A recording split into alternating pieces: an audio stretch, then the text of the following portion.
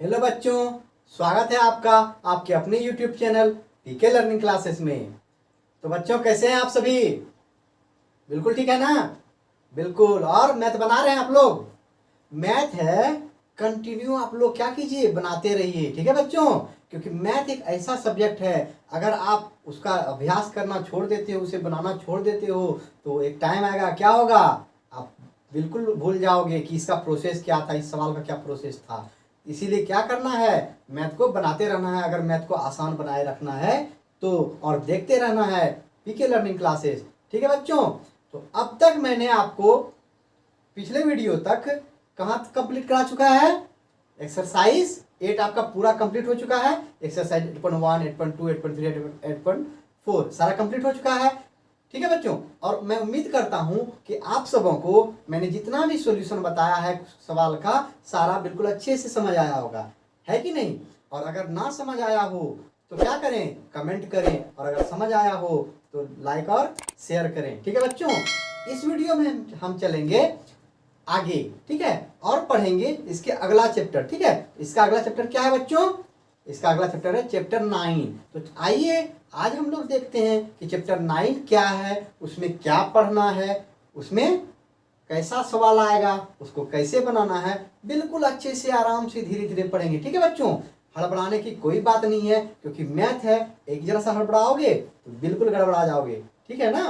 तो आराम से चलेंगे, ठीक है। तो चलिए देखते हैं कि चैप्टर 9 है क्या आपका, ठीक है बच्चों। तो चैप्टर 9 है आपका एप्लीकेशन ऑफ ट्रिगोनोमेट्री, यानी कि त्रिकोणमिति के अनुप्रयोग। अनुप्रयोग मतलब क्या था बच्चों? यानी उपयोग, यानी कि ये भी वही ट्रिगोनोमेट्री ही आ गया ना, जो चैप्टर हमने पिछले अध्याय में पढ़ा था ना। पिछले चैप्टर में क्या था? ट्रिगोनोमेट्री था। यहाँ है ट्रिगोनोमेट्री के उपयोग, यानी कि त्रिकोणमिति का उपयोग आप कैसे करें। हमने तो पढ़ लिया, बहुत सारे फॉर्मूलाज पढ़े, उससे कुछ सॉल्यूशन बनाया, ठीक है ना, सवाल बनाए बहुत सारे। लेकिन अब उस ट्रिगोनोमेट्री का उपयोग हम कहाँ करेंगे, समझा रहे ना बच्चों, कैसे करेंगे? तो वही इस चैप्टर में हम लोग पढ़ेंगे और उससे रिलेटेड कुछ सवाल बनाएंगे, ठीक है। तो इस चैप्टर को शुरू करने से पहले मैं आप लोगों से एक रिक्वेस्ट करना चाहता हूं कि आप लोग बिल्कुल ध्यान से देखें। जो मैंने पिछला चैप्टर पढ़ाया था ना, उसी से थोड़ा सा डिफरेंस है, बस एक जरा सा कुछ वर्ड आपका इसमें ऐड होगा, बाकी बिल्कुल सेम ही है, ठीक है बच्चों। तो चलिए चलते हैं। तो सबसे पहला है आपका एप्लीकेशन ऑफ ट्रिगोनोमेट्री, चैप्टर का नाम है, ठीक है, यानी त्रिकोणमिति के अनुप्रयोग है। इसको हम लोग क्या बोलते हैं? हाइट एंड डिस्टेंस भी बोला जाता है। इस चैप्टर का नाम हाइट एंड डिस्टेंस भी है, यानी कि हाइट मतलब ऊंचाई, डिस्टेंस मतलब दूरी, ठीक है बच्चों। इस चैप्टर का नाम क्या है? ऊंचाई और दूरी। क्यों है, इसके बारे में हम विस्तार से जानेंगे, ठीक है बच्चों। तो चलिए चलते हैं। हम लोगों ने इस चैप्टर 8 में क्या पढ़ा था बच्चों? कि चैप्टर 8 में क्या था? एक राइट एंगल ट्रायंगल होता था, यही था ना बच्चों, राइट एंगल ट्रायंगल होता था, ऐसा कुछ था, ठीक है। जिसमें एक मेरा परपेंडिकुलर होता था P, एक मेरा बेस होता था B, एक मेरा हाइपोटेन्यूज होता था, यही था ना बच्चों, यही था। यानी कि लंब, एक आधार और एक कर्ण होता था। और राइट एंगल ट्रायंगल में मेरा एक एंगल क्या होता था? 90 डिग्री होता था, यही देखते थे ना बच्चों, ठीक है। तो यहाँ भी क्या है, इसी टाइप का कुछ आने वाला है। और हम लोग क्या करते थे, या तो इस एंगल के लिए मान निकालते थे या इस एंगल के लिए मान निकालते थे। किसका मान? Sine, cos, tan, cos, trigonometric ratio का वैल्यू निकालते थे ना बच्चों। इस चैप्टर में भी इसी तरह से करना है, सेम प्रोसेस करना है, बस थोड़ा सा मॉडिफाइड है, एक दो वर्ड इसमें ज़्यादा जुड़ेगा। तो चलिए मैं बताना चाहता हूँ कि इस वर्ड क्या जुड़ेगा, ठीक है। चलिए मान लेते हैं कि आप कहीं जा रहे हो, या कोई भी, ये किसी का घर है। किसका घर है? आपका घर है, ठीक है। और आप यहाँ इसके बालकनी पे, छत पे यहाँ पे खड़े हो। कहाँ खड़े हो बच्चों? इसके छत पे यहाँ पे खड़े हो, ये आप हो, ठीक है, हो ना। और क्या यहाँ से कुछ डिस्टेंस पे, आपके घर से कुछ डिस्टेंस पे उधर से आपका एक दोस्त आ रहा है। कौन आ रहा है बच्चों? दोस्त आ रहा है, वो यहाँ है ना। अब क्या किया, आप लोगों ने एक दूसरे को देखा, आपका दोस्त आ रहा था, आपने एक दूसरे से देखा, ऊपर से देखा आपने, ठीक है। तो आपका दोस्त कहाँ देख रहा है? आपको देखेगा, बिल्कुल आप ही को देखेगा। आप भी क्या करोगे? अपने दोस्त को देखोगे और हाय हेलो करके क्या करोगे? बात करोगे। तो बात करने के टाइम में क्या होगा कि आपका जो नजर है, आप छत पे हो तो आपका नजर कहाँ आएगा? अपने दोस्त पे आएगा ना, ऐसे करके यहीं आएगा। तो आप छत पे हो तो आपका नज़र यहाँ इस पे आएगा, अपने दोस्त पे आएगा। ऐसे करके देखोगे नीचे करके, और आपका दोस्त कैसे देखेगा? ऐसे करके देखेगा, देखेगा ना, क्योंकि आप ऊंचाई पर हो। आपका दोस्त ऐसे करके देखेगा। देखिए मैं आपके दोस्त का आई लाइन बना दे रहा हूँ, यानी ऐसे करके देखेगा ये आपका दोस्त, देखेगा ना ऊपर करके, ठीक है। और आप ऊपर से देख रहे हो ऐसे करके इधर से, और आप वो देख रहे हैं इधर से, दोनों बातचीत चल रही है, ठीक है। तो यहाँ पे इसका क्या यूज है, बिल्कुल देखेंगे यहाँ पे क्या यूज है इसका, ठीक है। तो ध्यान से देखिए, तो ये है जिस लाइन पे, यानी जिस सरफेस पे, जिस लेवल पे वो है आपका दोस्त, और ये है आप जिस लेवल पे आप हो, ठीक है बच्चों। चलिए मैंने इसको बना दिया, इसको आपका आंख को, ठीक है। ध्यान से देखिएगा, इस लेवल पे आपका दोस्त है ना, है कि नहीं बच्चों? तो यहाँ पे दोस्त है, यहाँ से वो देख रहा है, आप उधर से देख के बात कर रहे हो। तो ये जो आप, ये आपका हॉरिजॉन्टल ग्राउंड है, तो इसको, इसका नाम होता है हॉरिजॉन्टल, क्या होता है? Horizontal level, level horizontal level बोलते हैं इसको, ये हॉरिजॉन्टल लेवल है ना। अब यहाँ से देखिए, आपका जो दोस्त देख रहा है और आप जो देख रहे हो, दोनों बात करो, ये क्या है? लाइन ऑफ साइट है। लाइन ऑफ साइट मतलब बच्चों दृष्टि रेखा, हिंदी में बोलते हैं, हिंदी वाले बच्चों के लिए क्या बोलते हैं? दृष्टि रेखा। समझ में आ रही है ये? यानी कि आप लोग एक दूसरे को ऐसे ही देख रहे हो ना, लाइन ऑफ साइट से ही देख रहे हो, दृष्टि रेखा से, ठीक है। तो अब ध्यान से देखिए, हॉरिजॉन्टल लाइन के साथ, हॉरिजॉन्टल लाइन के साथ आपका जो आई ऑफ साइट, यानी कि लाइन ऑफ साइट है, ये कुछ एंगल बना रहा है ना। यानी जब आप ऊपर देख रहे हो तो एंगल बना रहा है, इस एंगल को बोलते हैं एंगल ऑफ एलिवेशन। क्या बोलते हैं? Angle of elevation. आया समझ में बच्चों? यानी आपका दोस्त जो आपको देख रहा है ऊपर ऐसे करके जो देख रहा है, वो जो सरफेस के साथ जो एंगल बनाएगा उसको बोलते हैं एंगल ऑफ एलिवेशन। और आप भी तो अपने दोस्त को देख रहे हो, तो आपका जो है ये हॉरिजॉन्टल लेवल कौन सा हो जाएगा? आपके लिए हॉरिजॉन्टल लेवल ये हो जाएगा, यही होगा ना, ठीक। ये हो गया आपके लिए हॉरिजॉन्टल लेवल, जो ऊपर से देख रहा है उसके लिए हॉरिजॉन्टल लेवल। समझ आया बच्चों? अब आप ऊपर से देख रहे हो, अब हॉरिजॉन्टल लेवल और लाइन ऑफ साइट, आप कितना एंगल से, आपका देखना चाहिए था सीधे, लेकिन देख रहे हो उससे इतना इधर एंगल उसमें, इस एंगल को ही, इस एंगल को क्या बोलते हैं? जब आप नीचे देख रहे हो देखना चाहिए सीधे, और देख रहे हो नीचे, तो ये जो एंगल बनाना, ये एंगल हो जाता है आपका एंगल ऑफ डिप्रेशन। क्या हो जाता है? Angle of depression. अच्छा, हिंदी वाले बच्चे बोल रहे हैं कि सर इसको हिंदी में क्या बोलते हैं? बिल्कुल सही। देखिए, एंगल ऑफ डिप्रेशन जो है इसको हिंदी में बोलते हैं अवनमन कोण। क्या बोलते हैं? अवनमन कोण। और इसको बोलते हैं एंगल ऑफ एलिवेशन को उन्नयन कोण। उन्नयन कोण। समझ में आया बच्चों? तो आपका इस चैप्टर में बस यही जो चीज एक्स्ट्रा आने वाला है, उन्नयन कोण, ठीक है। यानी कि एंगल ऑफ एलिवेशन वो होगा जब आप ऊपर देख रहे होगे, तो जो हॉरिजॉन्टल के साथ एंगल बनेगा वो हो जाएगा आपका उन्नयन कोण। और जब कोई ऊपर से देखेगा तो हॉरिजॉन्टल उसका हो जाएगा ये, उसके साथ जो एंगल बनेगा वो हो जाएगा एंगल ऑफ डिप्रेशन। ये होगा ना बच्चों? एक और चीज नोट कीजिएगा, आप जब सवाल बनाओगे ना, तो आपका एंगल ऑफ डिप्रेशन और एंगल ऑफ एलिवेशन जो है ना, दोनों बराबर होगा। बराबर होगा, बिल्कुल बराबर होगा। कैसे? ध्यान से देखिए बच्चों, यहाँ पे अब देखिए, तो ये आपका हॉरिजॉन्टल लेयर है ना, जो आपके दोस्त यहाँ पे हैं उसका हॉरिजॉन्टल लेयर ये है, और आपका हॉरिजॉन्टल लेयर ये है, तो दोनों पैरेलल होगा, बिल्कुल पैरेलल होगा। आपके दोस्त का और आपका दोनों का पैरेलल होगा। अब उसको क्या कर रहा है, ये जो लाइन ऑफ साइट है, ये दोनों इसको रेखा को काट रहा है ना, उसको लाइन ऑफ साइट इस दोनों पैरेलल को काट रहा है ना, ठीक है। तो हम जानते हैं कि जब दो पैरेलल लाइन को कोई रेखा उसको प्रतिच्छेद करती है, इंटरसेक्ट करती है, तो ये एंगल इस एंगल के बराबर होता है कि नहीं होता है? कौन सा एंगल? अल्टरनेट एंगल, यानी कि तिर्यक कोण, एकांतर कोण। कौन सा कोण?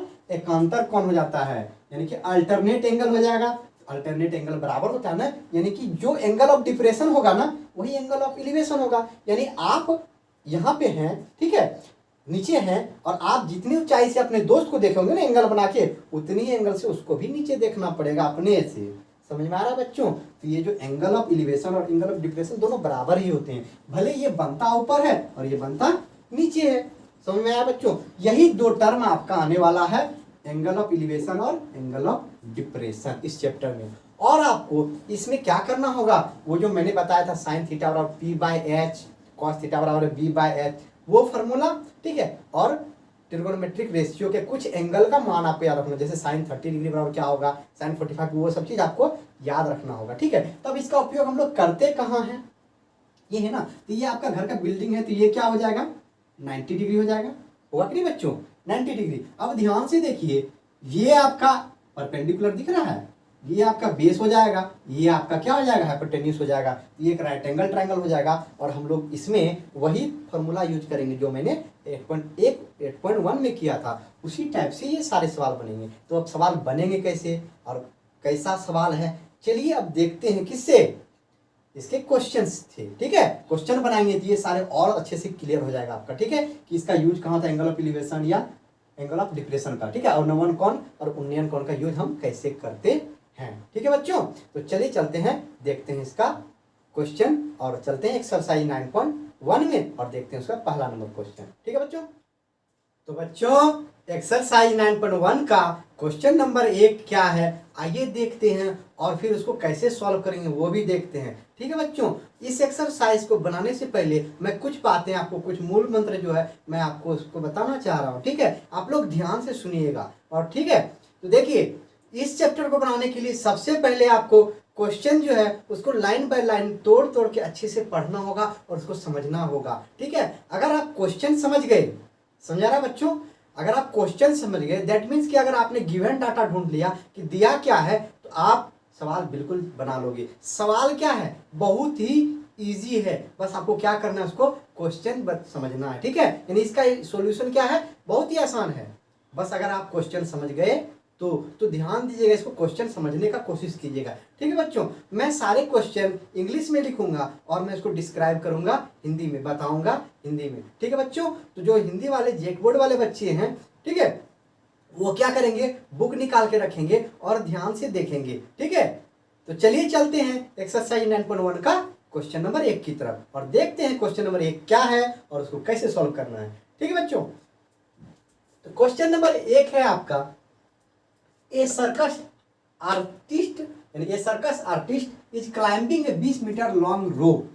क्या कह रहा है बच्चों, एक सर्कस आर्टिस्ट है, यानी सर्कस का कलाकार है, क्या है, एक सर्कस का कलाकार है जो एक 20 मीटर लंबी रोप, मतलब क्या होता है, रस्सी होता है, एक 20 मीटर लंबी रस्सी पे क्या करता है, क्लाइंब करता है, क्लाइंब मतलब चढ़ना, चढ़ता है। आप लोग देखा होगा ना कि क्या करता है, सर्कस का कलाकार रस्सी पे चढ़ते हुए देखा होगा आप लोगों ने, ठीक है। तो बस वही वहां पे चलिए, सर्कस मतलब सर्कस के पास भी आपका सवाल है, ठीक है, समझा रहा है ना। अब उसको सॉल्व आपको करना है, ठीक है। तो देखिए क्या कर रहा है कि एक सर्कस आर्टिस्ट है, is climbing 20 metre long rope, एक 20 मीटर लंबे रस्सी, रस्सी का लंबाई कितना है बच्चों, 20 मीटर लंबी रस्सी में चढ़ता है, ठीक है।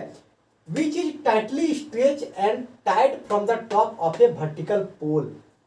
इसका मतलब क्या हुआ बच्चों, कह रहा है कि वो जो रस्सी जो है ना वो टाइटली स्ट्रेच है, मतलब पूरी तरह से स्ट्रेच है, लूज नहीं है, पूरा स्ट्रेच है, तना हुआ है एकदम, ठीक है।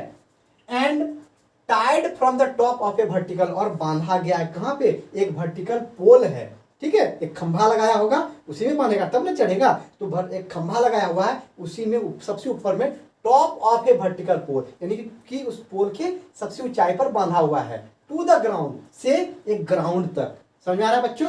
तो क्या करेंगे, सबसे पहले फिगर बनाएंगे, ऑलरेडी इस क्वेश्चन का फिगर आपका एक क्वेश्चन में ही दिया हुआ है, ठीक है। उसके बाद देखिए समझ में आ गया ना बच्चों कि एक पोल है ना खड़ा, पोल कैसा होता है, सीधा खड़ा होगा, ठीक है, और उस पे से एक रस्सी बांधा हुआ है 20 मीटर का, जो ग्राउंड में जाके टच करता है, या ग्राउंड में भी बांधा होगा कहीं, ठीक है। Find the height of the pole, यानी कि वो जो पोल है ना उसका क्या निकालना है बच्चों, हाइट निकालना है कि कितना लंबा पोल है, ठीक है। If the angle made by rope with ground is 30 degree, यानी कि वो जो रस्सी है ना वो ग्राउंड के साथ अगर 30 डिग्री का कोण बना रहा है तो क्या निकालना है, हाइट ऑफ पोल।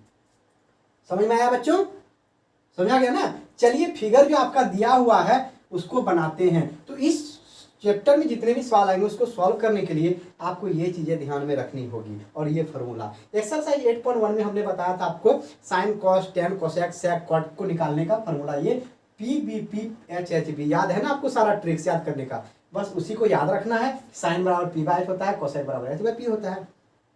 इसलिए मैंने इस ऑर्डर में लिख दिया कि आपको बनाने में कोई परेशानी ना हो। ठीक है बच्चों। उसके बाद कुछ कुछ ट्रिगोनोमेट्रिक एंगल का वैल्यू मैंने लिखा है, जैसे sine 30 degree, sine 45 degree, sine 60 degree, cos 30 degree, ये सब का वैल्यू मैंने लिखा है। ठीक है, ताकि अगर काम आए तो हम लोग यहाँ से डायरेक्टली लगा सकते हैं। ठीक है, बाकी आपको क्या करना है, ये सारे फॉर्मूले याद रखने हैं। ठीक है बच्चों, तो चलिए इसका हम लोग क्या बनाएंगे, फिगर। अगर फिगर दिया है बहुत अच्छी बात है, नहीं दिया रहता तो क्वेश्चन से हम लोग क्या करते, फिगर ड्रॉ करते। तो चलिए दिया है उसको भूल के हम लोग क्या करते हैं, क्वेश्चन से फिगर ड्रॉ करते हैं। तो सबसे पहले दिया कि सर्कस आर्टिस्ट क्लाइंबिंग ये 20 मीटर लॉन्ग रोप पे चढ़ता है, जो कि एक पोल से बंधा हुआ है। तो सबसे पहले क्या करना होगा बच्चों, एक लंबा ऐसा पोल ऐसे करके बनाना होगा। यही पोल है ना। ठीक है, एक ग्राउंड पे है, तो ये ग्राउंड मान लेते हैं। क्या मान लेते हैं बच्चों, ये ग्राउंड है। तो पोल है तो सीधा खड़ा होगा, ये कितना एंगल बनाएगा बच्चों, 90 डिग्री एंगल बनाएगा। ये तो पता है, पोल सीधा खड़ा है तो ग्राउंड के साथ 90 का एंगल बनाएगा ना। ठीक है, ये पोल का, ठीक है, बनाएगा। अब ये ग्राउंड से कुछ दूरी पर यहाँ पे ये रस्सी बांधा हुआ है। कहाँ से, यहाँ से रस्सी बांधा हुआ है, इस पोल के ऊपर तक बना हुआ है। समझ आ गया, ये रस्सी बना हुआ। कलाकार कहाँ चढ़ता है, इसी रस्सी पर चढ़ता है। तो रस्सी का लंबाई आपका दिया हुआ है, कितना मीटर रस्सी है बच्चों, 20 मीटर रस्सी है। यही है ना, यही है 20 metre. Find the height of the pole, इसका हाइट निकालना है। तो मान लेते हैं ये ट्रायंगल को ए बी सी मान लिए। समझ आया बच्चों। तो क्या है, पोल का हाइट निकालना है, यानी ये बी निकालना है, ये एच निकालना है, इसका हाइट निकालना है। समझ आ रहा है बच्चों, इस पोल का हाइट निकालना है हमको। If the angle made by the rope, अगर एंगल जो बनाया गया किसके द्वारा, रस्सी के द्वारा, किसके साथ, ग्राउंड के साथ। ये रस्सी है, ये ग्राउंड है, इसके साथ जो एंगल बनाया गया है कितना है, 30 डिग्री। क्वेश्चन समझ में आया बच्चों, कोई दिक्कत क्वेश्चन समझने में, बिल्कुल नहीं। क्वेश्चन बहुत ध्यान से समझिए, मैं एक बार फिर से समझा रहा हूं। ठीक है बच्चों, क्योंकि क्वेश्चन ही मेन है। अगर क्वेश्चन समझ गए तो इसका आंसर कुछ भी नहीं है, सॉल्यूशन कुछ भी नहीं है। ध्यान से समझिए फिर से। A circus artist is climbing a 20 metre long rope, ये 20 मीटर लंबा रस्सी में सर्कस आर्टिस्ट को क्या करना है, चढ़ना है। विच इज टाइटली स्ट्रेच, ये पूरी टाइट से बांधा हुआ है। देखिए रस्सी मेरा लूज नहीं है, टाइटली है। From the top of a vertical pole, ये वर्टिकल पोल है, उसके टॉप पे बांधा हुआ है। ठीक है, टू द ग्राउंड, और ग्राउंड पे बांधा हुआ है ना। तो हाइट निकालना है हमको, क्या निकालना है, हाइट। अगर एंगल मेरा दिया हुआ है 30 डिग्री। समझ में आ गया बच्चों, बस यही क्वेश्चन है। आप ध्यान से देखिए बच्चों, मेरा यहाँ मेरा दिया क्या हुआ है बच्चों, ये एक राइट एंगल ट्रायंगल बन गया, जहां पे ए बी है height of pole, A B क्या है, हाइट ऑफ पोल, ए सी है लेंथ ऑफ रोप, यानी रस्सी का लेंथ। ठीक है, रस्सी की लंबाई। और बी सी क्या है, पोल का जो फुट है, फुट मतलब जहां से पोल गाड़ा हुआ है उस पॉइंट से रस्सी के पॉइंट का डिस्टेंस है। ठीक है बच्चों, हम लोग क्या करते हैं, सबसे पहले जो जो हम लोग यहाँ किए हैं उसको लिख देते हैं, या जो जो दिख रहा है। तो सॉल्यूशन जब इसका बनाएंगे बच्चों, ये चीज ध्यान में रखिएगा। हिंदी मीडियम वाले बच्चे भी, इंग्लिश मीडियम वाले बच्चे भी ध्यान रखिएगा, हम लोग को लिखना है। क्योंकि हमको पोल दिया हुआ था ना, ये हाइट। अब हम लोग क्या करेंगे, लेट करेंगे, या नहीं दिया होता तो, यहाँ दिया हुआ है, फिर भी दिया हुआ है इसलिए सिर्फ लिखेंगे ए बी बराबर क्या है बच्चों, ए बी बराबर हाइट ऑफ पोल, यही है ना, हाइट ऑफ पोल। हिंदी वाले बच्चे क्या लिखेंगे, ए बी बराबर पोल की ऊंचाई, और यही निकालना है, यही निकालना है ना, पोल की ऊंचाई। और ए सी क्या है बच्चों, ए सी बराबर क्या हो जाएगा, लेंथ ऑफ रोप, यानी रस्सी की लंबाई। हिंदी वाले बच्चे लिखेंगे रस्सी की लंबाई, रस्सी की लंबाई हो जाएगा एसी। ठीक है, बराबर कितना है बच्चों, 20 मीटर। ये कितना है दिया नहीं है, एच मान लें, या एसी ए बी रहने देंगे तो एच अगर मानेंगे तो लेट लिखेंगे, अगर नहीं मानेंगे तो लेट नहीं लिखेंगे। समझ में आया, समझ में आया बच्चों, हमको निकालना तो मेन यही है। अब देखिए, और एंगल दिया है ना, एंगल ऑफ एलिवेशन, ये एंगल ऑफ एलिवेशन ही होगा ना बच्चों, नीचे से चढ़ रहा है, ये एंगल ऑफ एलिवेशन है। एंगल ऑफ एलिवेशन कितना दिया हुआ है, यानी उन्नयन कौन दिया हुआ है आपका, कितना 30 डिग्री, ये दिया हुआ है। अब ध्यान से देखिए, ये एक राइट एंगल ट्रायंगल है एबीसी, है कि नहीं, राइट एंगल ट्रायंगल है, बिल्कुल है, क्योंकि एक कोण यहाँ 90 डिग्री है। ठीक है, अब इसमें क्या कर रहा है, ध्यान से देखिए, राइट एंगल ट्रायंगल है, इसमें एक कोण 90 डिग्री है। ठीक है, तो उसमें दिया क्या हुआ है, ये हो जाएगा मेरा हाइपोटेन्यूज, जो रस्सी है वो क्या हो जाएगा, हाइपोटेन्यूज यानी कि कर्ण, कर्ण हो जाएगा। और ये जो पोल का ऊंचाई निकालना वो क्या हो जाएगा, लंब हो जाएगा। हो जाएगा कि नहीं बच्चों, किसके लिए, जो एंगल मेरा दिया हुआ इस एंगल के लिए ये लंब हो जाएगा, ये कर्ण हो जाएगा। अब ध्यान दीजिए, लंब और कर्ण में किसका फॉर्मूला आता है, साइन का फॉर्मूला आता है लंब बटे कर्ण, तो हमको इस ट्रायंगल में किसका फॉर्मूला लगाना होगा, इसी दोनों में से ये निकालना है। तो दोनों से रिलेशन किसका है, लंब और कर्ण का रिलेशन किसका है, साइन का है। समझ में आ रहा है बच्चों। हम लोग क्या करेंगे, इन ट्रायंगल किसमें, ए बी सी में, यही ना, in triangle A B C यानी त्रिभुज ए बी सी में क्या करेंगे, हम लोग लिखेंगे साइन 30 डिग्री बराबर क्या हो जाएगा, लंब बटे कर्ण। यही होता है ना साइन बराबर, साइन थीटा बराबर लंब बटे कर्ण। तो लंब हो जाएगा ए बी, यानी ए बी बटे कर्ण क्या हो जाएगा, ए सी। आया बच्चों समझ में, साइन थीटा बराबर ए बी बटे ए सी। अब 30 डिग्री तो उसका एंगल का मान है, तो थीटा की जगह में 30 डिग्री लिख दिए।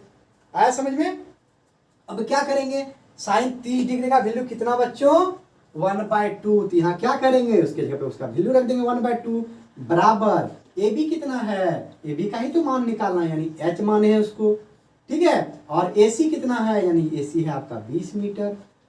आया समझ में। हमको निकालना किसका वैल्यू है, ये एच निकालना है। तो एच को फ्री करेंगे, एच यही रखेंगे, 20 किधर आ जाएगा, इसके साथ गुना में आ जाएगा, यानी 20/2। ध्यान से देखिए, 20 इधर गुना में आ गया, 20 से कम 20/2 कटा दीजिए, कितना हो जाएगा 10 मीटर। क्या है बच्चों आपका ये एच 10 मीटर, यानी कि height of pole is 10 metre. लिख देंगे HEIGHT हाइट ऑफ पोल कितना बराबर 10 मीटर। क्या हो गया बच्चों आंसर। कितने लाइन का सवाल होगा, मुश्किल से 2 लाइन का। तो मेन इसमें था क्या बच्चों, क्वेश्चन को समझना। अगर क्वेश्चन समझ गए तो आंसर कुछ है, बिल्कुल भी नहीं है, बिल्कुल भी आसान है। समझ में आया बच्चों, समझ में आ गया ना। तो जल्दी से इसको कॉपी कीजिए, क्योंकि हम चलेंगे अब नेक्स्ट क्वेश्चन की तरफ। ठीक है बच्चों। तो बच्चों नेक्स्ट क्वेश्चन है आपका क्वेश्चन नंबर 2। आइए ध्यान से देखते हैं और समझते हैं कि क्वेश्चन नंबर 2 क्या कर रहा है। ठीक है बच्चों। तो इस चैप्टर में आपका मेन क्या है, क्वेश्चन को समझना और गिवन डाटा क्या है उसको फिगर में उतारना। ठीक है बच्चों। तो आइए चलिए तो देखते हैं क्वेश्चन नंबर 2। क्वेश्चन नंबर 2 क्या कर रहा है, क्वेश्चन नंबर 2 कह रहा है कि a tree breaks due to storm, यानी क्या हुआ, आंधी आया बहुत जोर का और पेड़ गया टूट। क्या हो गया, आंधी आया और पेड़ टूट गया। ठीक है। And the broken part bends, यानी कि अब आंधी आया, ये मेरा पेड़ है, ठीक है, अब टूटेगा तो क्या करेगा, बेंड करेगा। ठीक है, बेंड कर गया। सो that the top of the tree, यानी कि ऐसे टूटा कि ट्री का जो टॉप भाग है ना, ऊपर वाला भाग, वो क्या किया, टच कर गया ग्राउंड को। अब टूटेगा तो क्या करेगा, झुकेगा ना टूट के, तो वो टच कर गया ग्राउंड को। चलिए बनाते हैं फिगर, मतलब क्वेश्चन को साथ ही साथ समझते हैं और फिगर भी साथ ही साथ ड्रॉ करते हैं। ठीक है बच्चों, देखिए चलिए बना रहे हैं। ये है मेरा ट्री, क्या है बच्चों, ट्री है। ठीक है, थोड़ा इधर बनाते हैं और, ठीक है, ये मेरा ट्री है। ठीक है, मान लेते हैं ए बी क्या है, मेरा ट्री है। ठीक है बच्चों, अब ए बी ट्री है, हाइट ऑफ द ट्री है। ठीक है, अब क्या कर रहा है, स्टॉर्म आंधी आने की वजह से ब्लॉक कर गया, कहीं से ये टूटा होगा। चलिए मान लेते हैं यहां से ये क्या कर गया, टूट गया। एंड ब्रोकन पार्ट जो है बेंड कर गया। क्या कर गया, बेंड, ऐसे बेंड किया कि जो ब्रोकन पार्ट है ना, जो टॉप ऑफ द पार्ट है, यहां से बेंड किया और top of the part touch कर गया कहाँ, ग्राउंड को। ये पेड़ कहाँ पे है मेरा, ग्राउंड पे है, ग्राउंड पे है ना। तो ये टॉप वाला पार्ट जो है यहां से बेंड किया और ये कहाँ मुड़ गया, ये टॉप पार्ट इस ग्राउंड पे कहीं टच हो गया। कहाँ हो गया, इस ग्राउंड पे टच हो गया। तब ध्यान से देखिए बच्चों, एकदम ध्यान दीजिएगा, इसमें कुछ डाटा बस इससे निकालना है। गिवन डाटा क्या है, ठीक है। ये ए बी मान ली मेरा पेड़ है, टूटा कहाँ से, इस जगह से टूट के ये टॉप वाला पार्ट क्या हो गया, गिर गया यहाँ पे आके। तो जो ए है वही मेरा यहाँ पे आ जाएगा। तो चलिए इसको ए डैश मान लेते हैं। समझ में आया बच्चों, क्या मान लिए, ए डैश मान लिए। ठीक है, अब ये ट्री मेरा ग्राउंड के साथ कितना एंगल बनाएगा, 90 डिग्री। ठीक है, तो यहां तक समझ में आएगा कि a tree breaks due to storm and broken part bend so that the top of the tree touches the ground.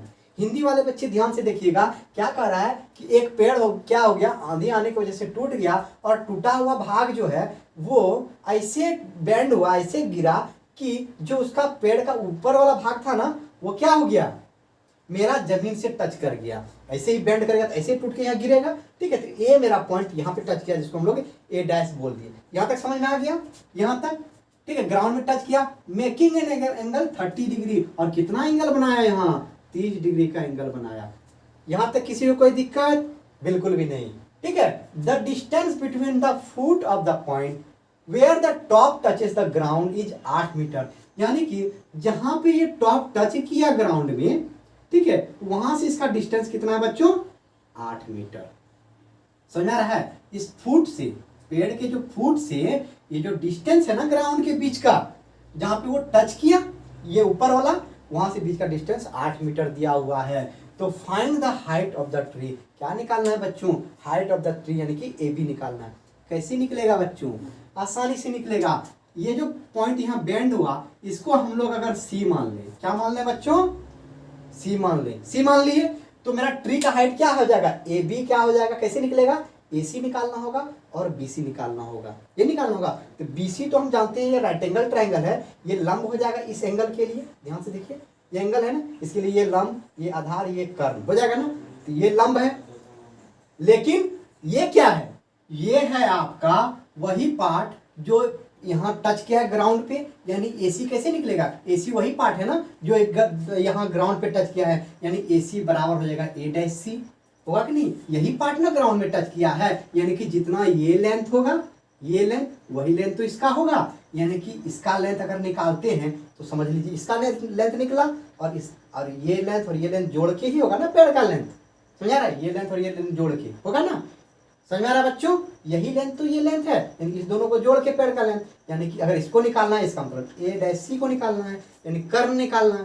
समझ आया बच्चों, यानी हमको निकालना मेन है कर्ण, और ये परपेंडिकुलर इस एंगल के लिए।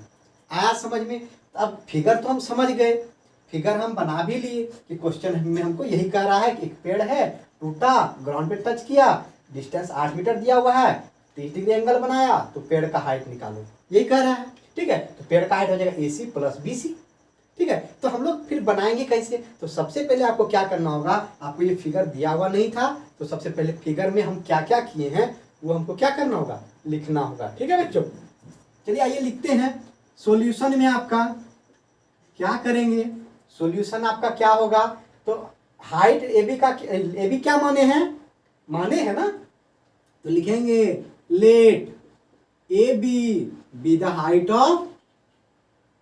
ऑफ क्या, ट्री। और हिंदी वाले बच्चे क्या लिखेंगे बच्चों, हिंदी वाले बच्चे लिखना कि माना कि पेड़ की ऊंचाई कितना, बराबर ए। ठीक है, या लिखना कि माना कि ए बी क्या है, पेड़ की ऊंचाई है। ठीक है, बराबर ए बी बराबर कैसे निकालेंगे पेड़ की ऊंचाई, यानी ए सी प्लस बी सी, ए सी प्लस बी सी, ये निकालेंगे ना, ए सी प्लस बी सी। अब ए सी निकालिए या ए डैश सी निकालिए, दोनों बराबर ही है, A dash C plus B C, ये होगा ना, क्योंकि यही भाग तो यहाँ गिरा है।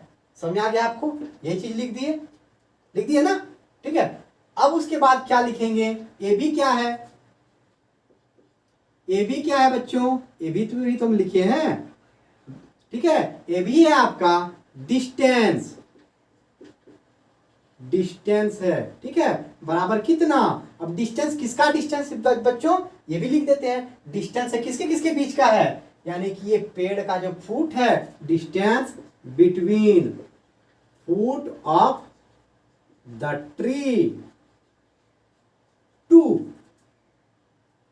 पॉइंट टचेस द ग्राउंड, जहां पॉइंट टच किया है ग्राउंड को।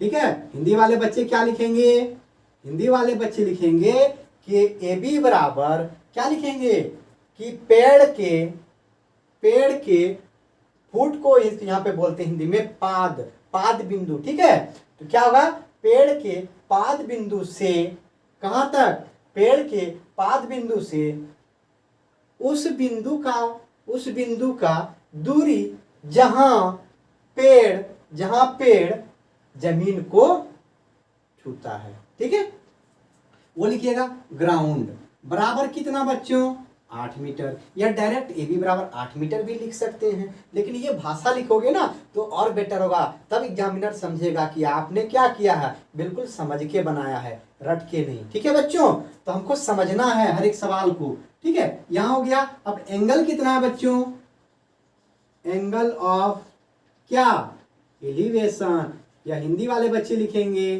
क्या लिखेंगे, उन्नयन कोण 30 डिग्री। एंगल इतना ही है 30 डिग्री। अब इसको कैसे निकालेंगे, अब इसको निकालेंगे, मैंने यही हाइट निकालना है ना, यानी ये दोनों को निकालेंगे, ये और ये तो यही है।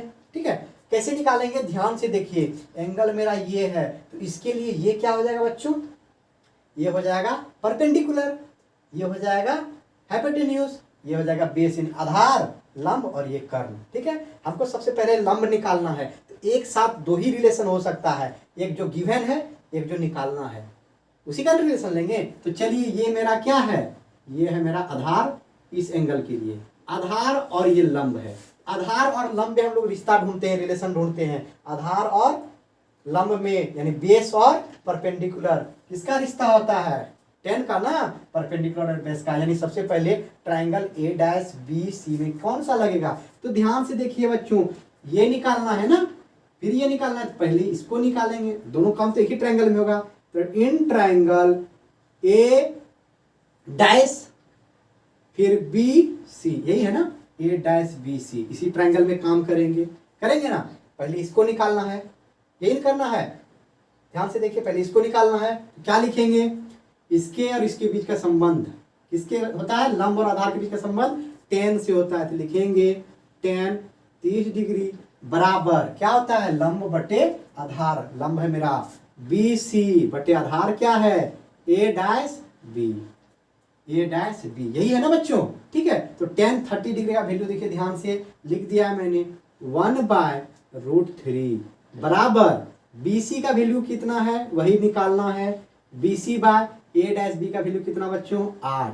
तो जब बी सी निकालेंगे तो 8 यहाँ आ जाएगा, तो बी सी बराबर हो जाएगा 8 इधर, 8/√3। आपको पता है ना कि हम लोग कभी भी नीचे में और परिमेय संख्या नहीं रखते हैं, इरेशनल नंबर, तो क्या करेंगे, परिमेयकरण करेंगे, रेशनलाइजेशन करेंगे, तो √3 ऊपर नीचे गुना हो जाएगा, ये होगा ना, यही करेंगे ना। चलिए अभी इसको नहीं करते हैं, ठीक है बच्चों, इसको हम लोग बाद में करेंगे, जब जोड़ेंगे ना तब करेंगे, अभी इसको ऐसे ही रहने देते हैं, 8/√3। ठीक है, ये आ गया आपका BC बराबर 8/√3। अब दूसरा क्या है बच्चों, दूसरा इसके और इसके बीच का, यही है ना, आधार और कर्ण, आधार और कर्ण के बीच का किसका होता है रिलेशन, कॉस का ना बच्चों। तो ध्यान से देखिए, हम लोग कॉस का फॉर्मूला लिखेंगे। ठीक है, कॉस कितना, 30 डिग्री, यही ना 30 डिग्री है, कॉस बराबर होता है B/H, यानी आधार बटे कर्ण। आधार कितना बच्चों, A डैश बी बटे कर्ण कितना, A डैश सी, यही है आधार बटे कर्ण, यहाँ से A डैश सी निकल जाएगा मेरा। तो कॉस 30 डिग्री, ध्यान से देखिए वैल्यू कितना, √3/2 बराबर A डैश बी मेरा, A डैश बी 8, यही है ना, बाय A डैश सी, यही है बच्चों। ठीक है, A डैश सी ही निकालना था, तो A डैश सी बराबर क्या हो जाएगा, इसको ऊपर ले जाएंगे ना, ये गुना हो जाएगा इसके साथ, यानी कि √3 गुना A डैश सी बराबर 8 दूनी 16, यही होगा ना बच्चों, होगा कि नहीं होगा, यही होगा। ठीक है, अब क्या करेंगे, A डैश सी बराबर क्या हो जाएगा, 16/√3, बिल्कुल होगा। कैसे होगा, √3 गुना में इधर बटे में आ जाएगा, समझ में आ गया। ध्यान से फिर से देखिए, A डैश सी इधर गुना हुआ, 2 इधर गुना हुआ, 8 दूनी 16, इधर √3 गुना A डैश सी। ठीक है, अब ध्यान से देखिए, A डैश सी निकालना है तो √3 बटे में आ गया। अब देखिए हमको क्या निकालना था बच्चों, हमको निकालना था, इसके बाद प्रोसेस यहाँ कर देते हैं। ठीक है, हमको निकालना था AB, ये पूरा हो जाता है AC प्लस BC, ये किए हुए हैं, यानी A dash C plus BC, क्योंकि ये और ये तो सेम है। ठीक है, तो हम लोग लिखेंगे AB बराबर A dash C plus BC। तो A डैश सी कितना निकाले बच्चों, 16/√3 प्लस ये कितना है, 8/√3, दोनों को जोड़ेंगे तो नीचे में सेम है ना, नीचे में सेम है, ऊपर में भी जुट जाएगा, 16 + 8 यानी कि कितना, 16 × 8 = 24/√3। अब देखिए नीचे में क्या है, √3 है ना, परिमेय संख्या नहीं रहेगा, इरेशनल नंबर, इसको रेशनलाइज करेंगे, यानी √3 से ऊपर नीचे गुना करेंगे ना, √3 से ऊपर भी गुना, √3 से नीचे भी गुना, तो 24 क्या हो जाएगा, 24 √3 ऊपर हो जाएगा, नीचे में √3 गुना √3 कितना 3, कटा दीजिए इसको, कितना बच जाएगा 8√3। समझ में आया बच्चों? कुछ नहीं किए हैं, इस दोनों का रिलेशन से tan 30 डिग्री लगा के यहाँ BC निकाले हैं, ये निकाले हैं, और इस दोनों का रिलेशन से क्या किए हैं, ये निकाले हैं cos 30 डिग्री का। cos क्यों लगेगा, क्योंकि इस दोनों के बीच, कर्ण और आधार के बीच रिलेशन cos में ही होता है। समझ आया? cos का वैल्यू लगाए, cos 30 डिग्री, और ये सॉल्व किए, दोनों को क्या हो जाएगा, दोनों को जोड़ के है ना, इसको जोड़ के ही मेरा पेड़ का लंबाई आएगा। ठीक है, पेड़ का ऊंचाई कितना आ गया पेड़ का, यही आ गया ना 8√3। इस दोनों को जोड़ के देखिए आ गया मेरा 24√3। अब √3 नीचे में नहीं रह सकता ना, तो ऊपर नीचे √3 से गुना कर दिए, हर का परिमेयकरण किए। समझ में आया? 3 से कटा दिए तो क्या हो गया 8√3। यही आ गया क्या, मेरा पेड़ का ऊंचाई। लिख सकते हैं आप, इसीलिए HEIGHT, हाइट ऑफ ट्री, इसका टू कितना 8√3 आंसर आया बच्चों। समझ में? मीटर है ना, तो मीटर दे दीजिए। ठीक है, आया समझ में बच्चों? है ना आसान? ध्यान से एक बार बनाइए, बस ये इसको समझना है, क्वेश्चन आंसर बिल्कुल ही आसान है। ठीक है बच्चों, समझ में आया? जल्दी से कॉपी कीजिए। अब लेकिन अगला क्वेश्चन चलेंगे हम अगले वीडियो में। आज के लिए इतना ही, ध्यान से इसको बनाना है। इस चैप्टर में बस क्या है, क्वेश्चन को अच्छे से समझना। ठीक है, आंसर आपका बहुत ही आसान है, बहुत ही सरल है। ठीक है बच्चों, तो ध्यान से देखोगे, समझोगे। अगर समझ में आए तो क्या करना है, अच्छा समझ में नहीं आए तो क्या करना है, कमेंट करना है। अगर समझ में आए तो लाइक करना है, दोस्तों के साथ शेयर करना है, और क्या करना है, सब्सक्राइब करना है। ठीक है, और फिर मिलते हैं हम आपके साथ अगले क्वेश्चन के साथ, और अगले और नए क्वेश्चन के साथ। ठीक है, और उसे भी सॉल्व करेंगे बिल्कुल ऐसे ही इजी और आसानी से। ठीक है, तब तक के लिए धन्यवाद।